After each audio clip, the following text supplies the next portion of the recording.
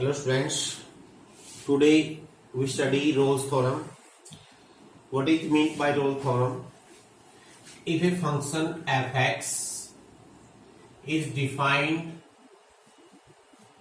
in any interval, closed interval ab, this closed interval ab, such that number 1 f(x) is continuous in a to b, close interval a to b. Continuity कैसे होती है ये जानते हो पहले से आप. Number 2 f x is differentiable on open interval, जानते हो क्या होता है. And number 3 f a is equal to f B.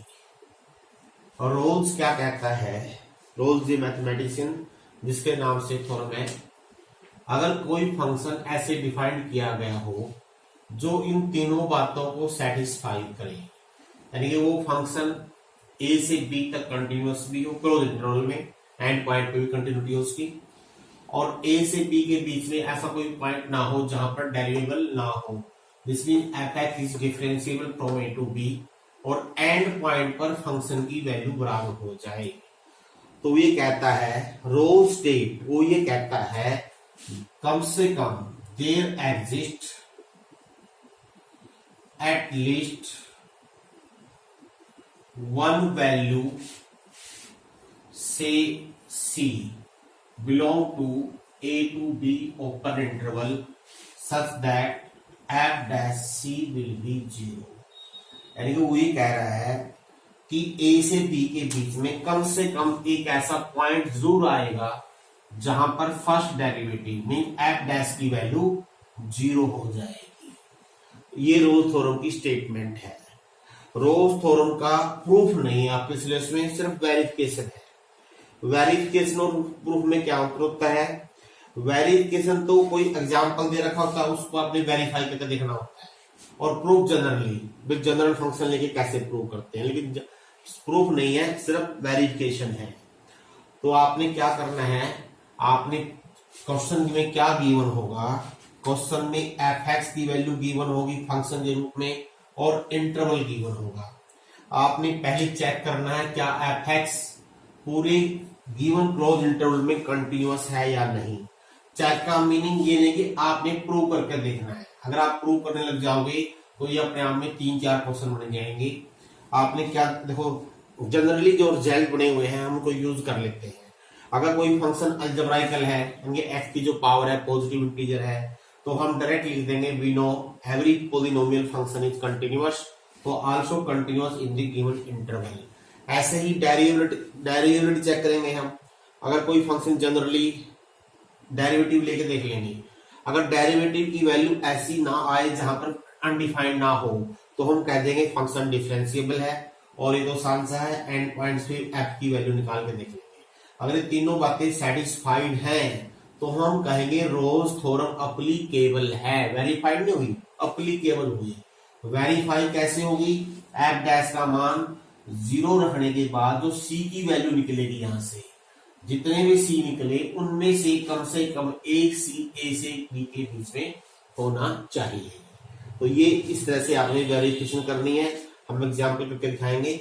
लेकिन उससे पहले इसका ज्योमेट्रिकल इंटरप्रिटेशन जो है जो काफी इंपॉर्टेंट है, यानी geometrically interpretation of Rolle's theorem. Geometrically Rolle's theorem को हम कैसे समझेंगे, देखिए. अब जो बातें गिवन है उसके अनुसार अगर हम फंक्शन का ग्राफ बनाना चाहें, फंक्शन का ग्राफ कैसा दिखाई देगा आपको.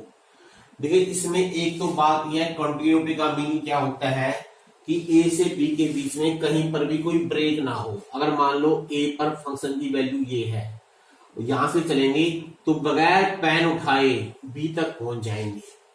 कंटिन्यूटी का मीनिंग होता है ज्योमेट्रिकली. डेरिवेटिव का मीनिंग क्या होता है, एकदम से बिल्कुल, यानी कि जो स्लोप है वो इनफाइनाइट नहीं होगा, यानी कि स्टीप नहीं होगी, एकदम से ऊपर चढ़ गए एकदम से नीचे गिर गए, ऐसा नहीं होगा. एकदम से ऊपर चले गए और फिर एकदम से नीचे आ गए. अगर ऐसा नहीं है क्योंकि इस केस में क्या होता है, ये हम टेंजेंट डालेंगे, डेरिवेटिव डालेंगे, इट बिकम इनफाइनाइट, यानी डेरिवेबल का मीनिंग ये होता है। और एंड पॉइंट्स पे फंक्शन की वैल्यू का मीनिंग क्या होता है जानते ही हो। मान ली fx का मान जो यहाँ पर है वही b पर है, यानी कि जहां से शुरू करेंगे y की वैल्यू वहीं पर आके एंड करनी है। इसका मीनिंग अगर ये पॉइंट लिखे हम, ये एफ ए बन गया और ये पॉइंट बन गया बी एफ बी। अब क्योंकि एफ ए और एफ बी बराबर है तो यहां से शुरू करके वापिस आपने यहां पर आना है।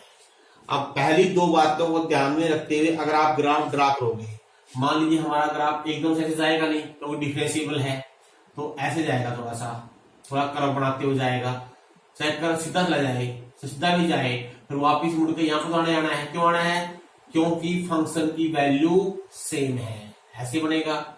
या मान लो एक चला गया फिर वापिस आ गए, इधर से चले गए, फिर चले गए, फिर यहाँ जाएंगे। यानी कि अगर हम ग्राफ ड्रा करेंगे रोज थ्योरम के, ये थोड़ा मैंने ज्यादा ले लिया है, बिल्कुल स्लो स्लो आएगा ऐसे, क्योंकि फंक्शन क्या है, डेरिवेबल है, तो ऐसे बन सकता है। तो इस तरह से आप फंक्शन का ग्राफ ड्रा कर सकते हो। अगर हम रोज थ्योरम के अनुसार देखें तो हम एक सिंपल सा बना लेते हैं, इतना ज्यादा कॉम्प्लिकेटेड नहीं बनाएंगे।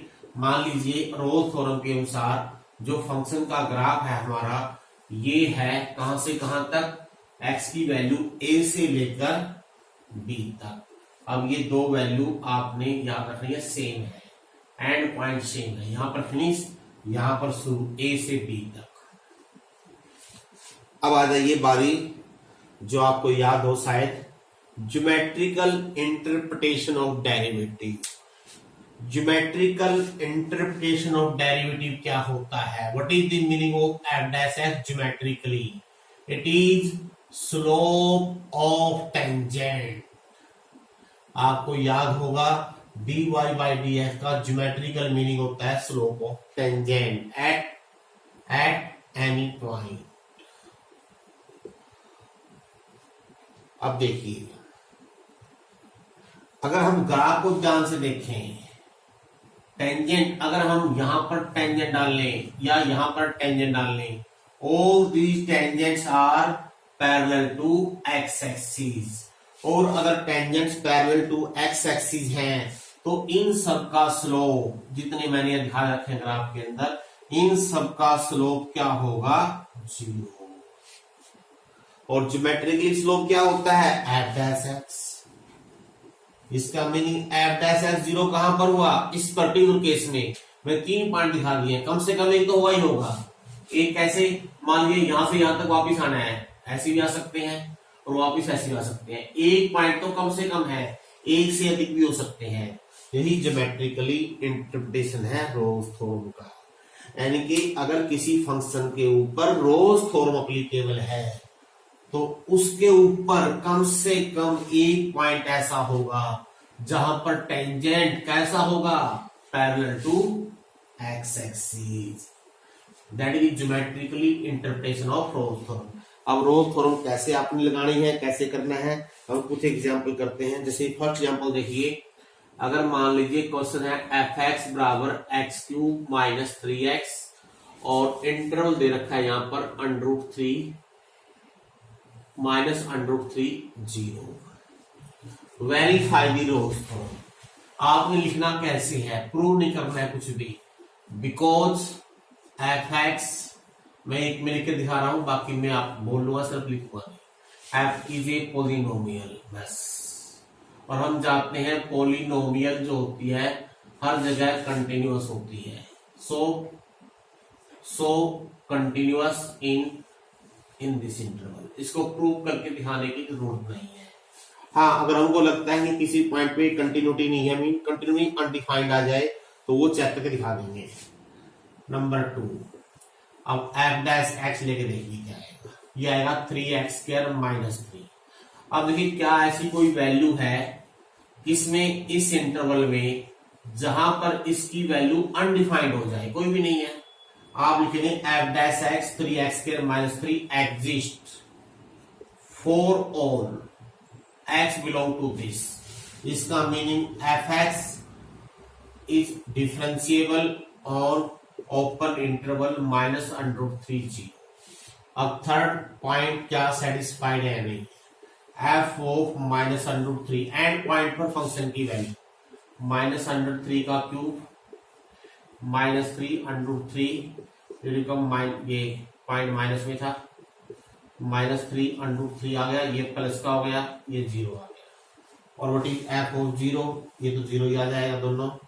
इसका मीनिंग एंड पॉइंट्स पर बी वैल्यू बराबर होगी। आपने क्या लिखना है, because this implies all conditions of Rolle's theorem are satisfied, so Rolle's theorem is applicable। ये applicable हुई है, अभी वेरीफाई नहीं है। अप्लीकेबल का मीनिंग वेरीफाई नहीं होता, वेरीफाई में सी का मान भी निकालना है। अब देखते हैं जिसका meaning there exist at least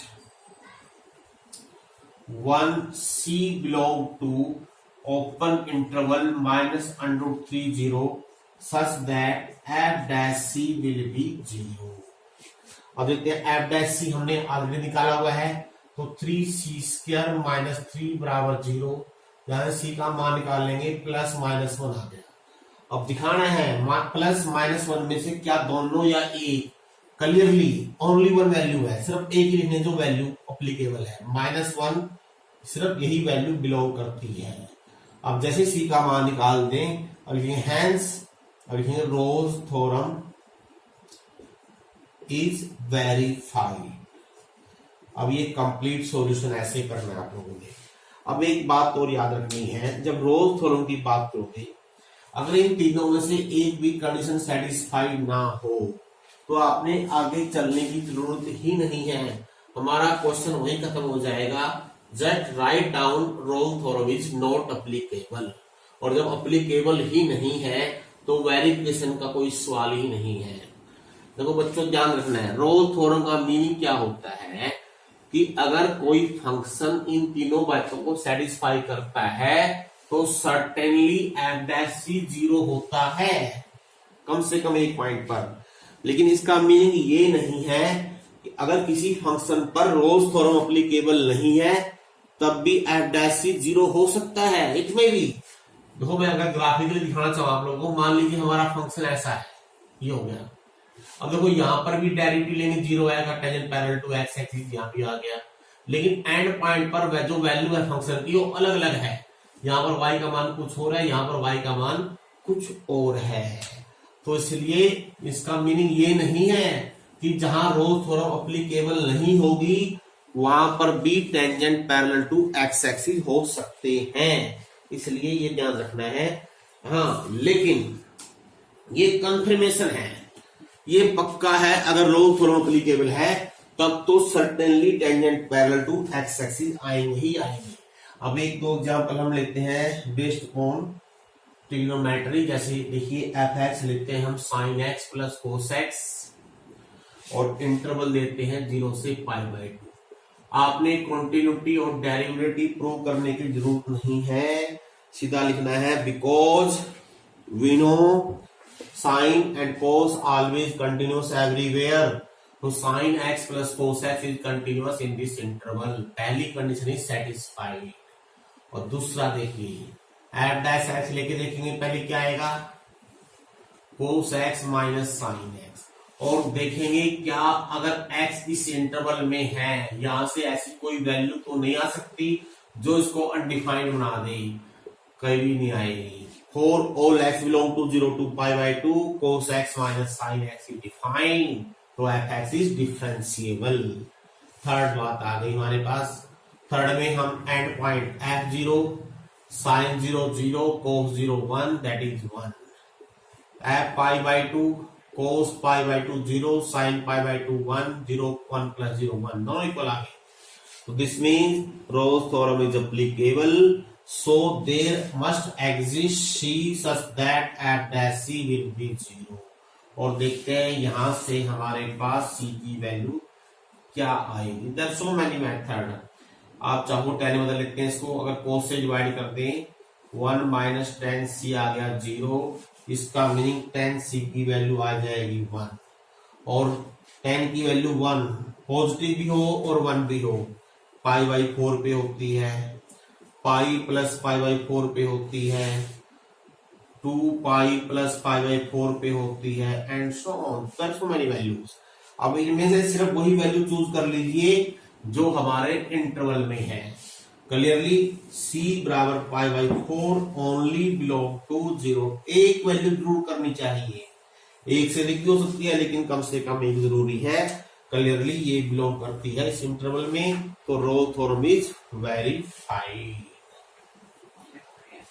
और देखिए अब एक क्वेश्चन हम लिखते हैं, नेक्स्ट है जो क्वेश्चन देखते हैं, अलग से लेंगे हम, लगभग सेम टाइप के क्वेश्चन हम नहीं लेंगे। I take example number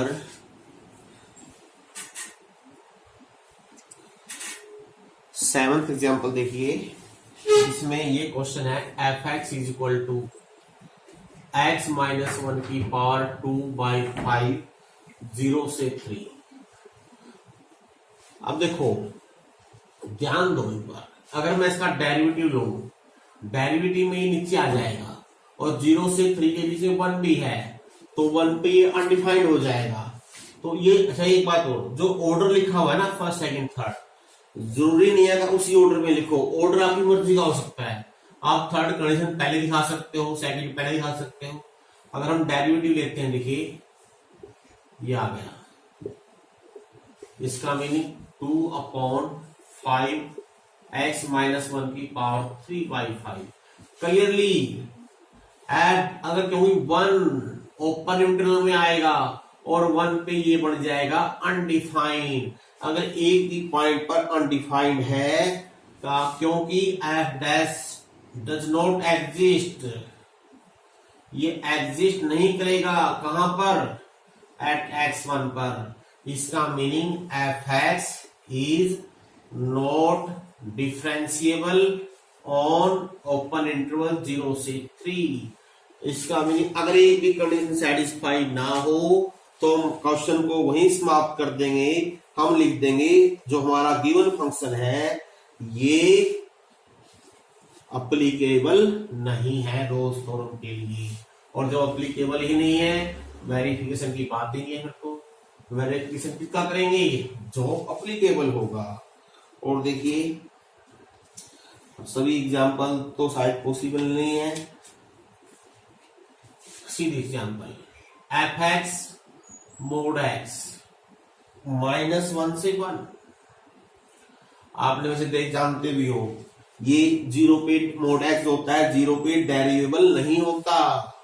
इसका शांत तरीका काम करने का देखो, एक तो left hand derivative right hand derivative करते हो ना, उसका एक शांत तरीका हो रहा है। mod x खोल लीजिए, हम जानते हैं जब x लेस देन 0 है तो इसको लिखेंगे माइनस x, जब x greater than equal to 0 है इसको लिख देंगे प्लस x। क्लियरली अगर मैं f डैश x यहीं पर लूं, देखो ध्यान से, ये होगा -1 जब x लेस देन 0 है, ये होगा +1 जब x greater than equal to 0 है। इसका मीनिंग क्या हुआ, लेफ्ट हैंड डेरिवेटिव कहां पर, एट x बराबर 0 क्या आ गया -1।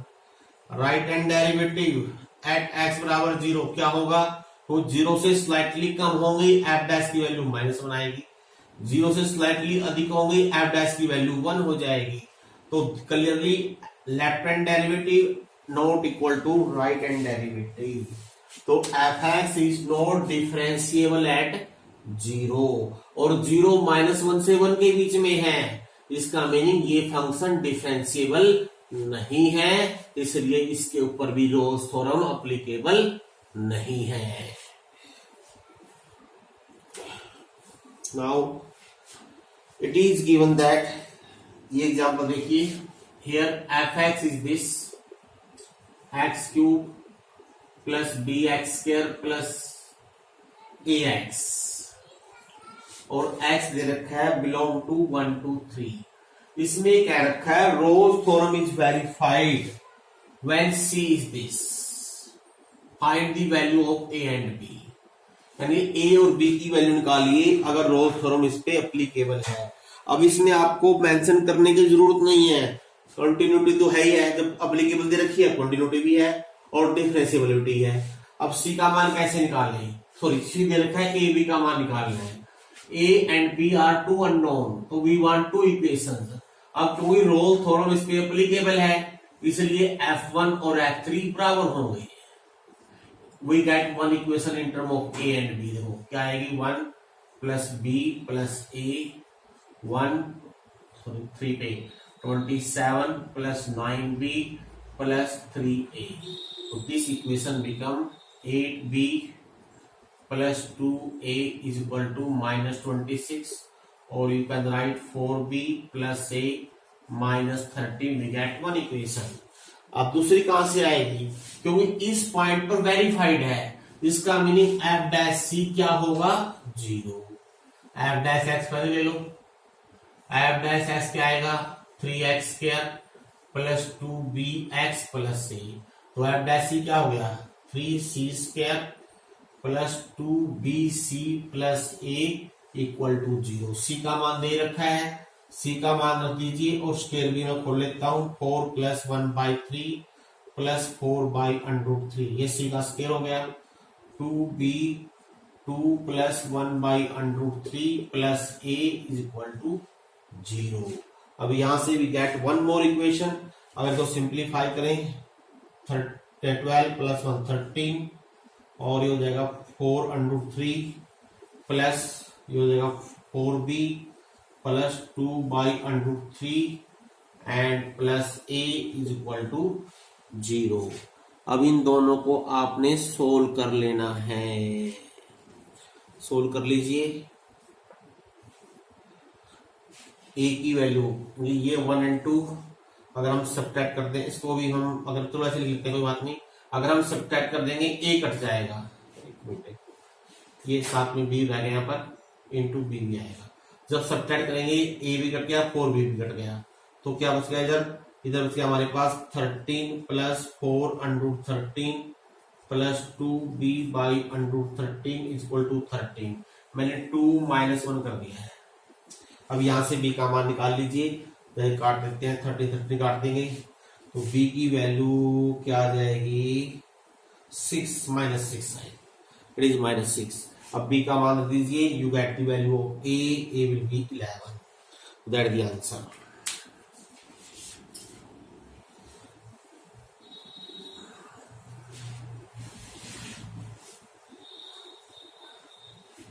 और देखिए क्वेश्चन करते हैं, at what point of the following curve tangent parallel to x axis. अब इसमें दो तरीके देखो, आपसे सिर्फ ये पूछा गया है किस पॉइंट पर कर्व जो है, कर्व पे जो टेंजेंट्स है पैरेलल टू एक्स एक्सिस होगा, एक्स की वैल्यू लेनी है -2 से 2 के बीच में। अब इसमें ये मेंशन नहीं है कि रोल्स थ्योरम यूज करनी है या नहीं करनी है, इसका मीनिंग इसको आप बगैर रोल्स थ्योरम भी कर सकते हो। बगैर रोल्स थ्योरम कैसे करना है, अगर tangent parallel to x axis है तो डेरिवेटिव विल बी 0। आपने लिखना है, अगर टेंजेंट, मैं बताऊं दोनों तरीके, पैरेलल टू एक्स एक्सिस है तो इसका मीनिंग dy/dx मस्ट बी 0, तो 2x विल बी 0, x की वैल्यू, अब ये जरूर देखना है क्योंकि यह मेंशन है कि जो x की वैल्यू है -2 से 2 के बीच में होनी चाहिए, वही है, तो क्लियरली 0 बिलोंग टू -2 से 2 के बीच में है। और पॉइंट लिखना है, जब पॉइंट की बात करते हैं हम दोनों लिखेंगे, x coordinates y coordinate, x coordinate 0 आ गया, और जब x का मान 0 है y का मान भी 0 आ गया। इसका मीनिंग 0 0 पॉइंट पर कर्व के ऊपर tangent parallel to x axis होगा। अगर क्वेश्चन में ये मेंशन नहीं है कि रोल्स थ्योरम का द्वारा बताइए, तो आप सीधा कर सकते हो, लेकिन अगर ये मेंशन हो बाय यूजिंग रोल्स थ्योरम, तो आपने ये देखना है पहले क्या ऐसा पॉसिबल है। ऐसा कब पॉसिबल होगा, जब ये फंक्शन रोल्स थ्योरम को अप्लाई करेगा अपने ऊपर, यानी कि अगर रोल्स थ्योरम इस पे एप्लीकेबल होगी।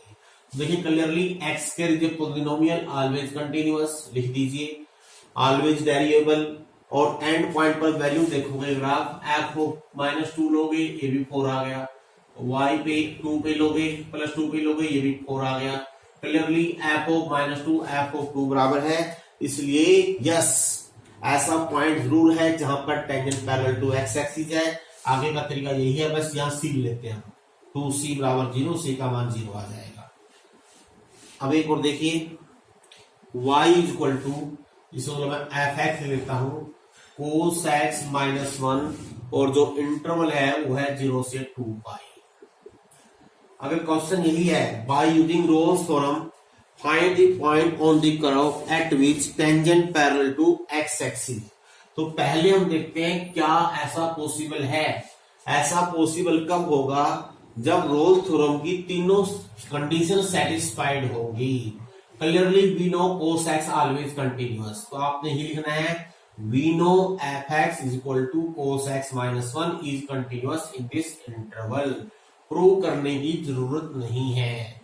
Now what is f dash, that is minus sine x, और हम जानते हैं हर पॉइंट पर ये एप्लीकेबल है, यानी ऐसी कोई वैल्यू नहीं है जहां पर साइन अनडिफाइंड हो जाए। तो लिखिए this mean f x is differentiable in the given interval. Now and points पर value f0 cos 0 1 1 minus 1 0, f of 2 pi cos 2 pi 1 1 minus 1 0।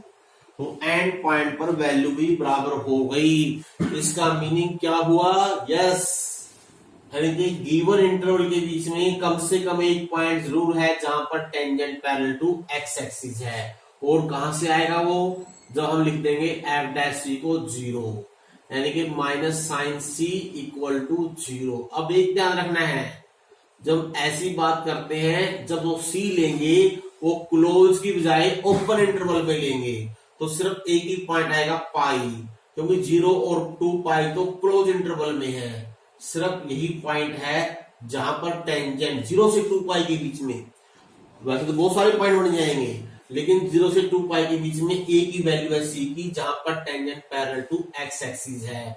और आपने लिखना है पॉइंट, जब भी पॉइंट की बात करते हैं तो हम लिखते हैं x coordinates and y coordinate. X coordinate pi हो गया और वाई कोऑर्डिनेट होगा f pi cos pi minus 1 minus 1 minus 1 minus 2, तो इसलिए पाई माइनस 2। तो यही आपकी रोल्स थ्योरम थी। इसी तरह से आपने